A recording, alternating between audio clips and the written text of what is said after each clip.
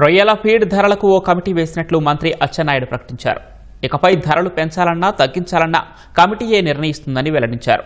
పార్వతీపురం మన్యం జిల్లా కలెక్టరేట్లో సమీక్షా సమావేశం నిర్వహించిన అచ్చెన్నాయుడు రొయ్య రైతుల సంక్షేమానికి ప్రభుత్వం కట్టుబడి ఉందని తెలిపారు. అటు రైతులు ఇటు ఫీడ్ పరిశ్రమలు నష్టపోకుండా ఒక అవగాహనకు రావాలని సూచించారు.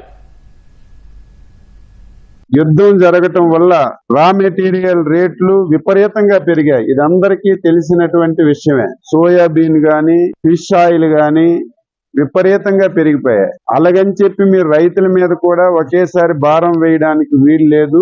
వేస్తే ప్రభుత్వం ఒప్పుకోదని చెప్పి స్పష్టంగా ఆదేశాలు ఇచ్చాం. ధరలు పెంచితే రైతులకు ఇబ్బంది, పెంచకపోతే మేము మొత్తం ఇండస్ట్రీస్ అంతా మూతేసేస్తాం.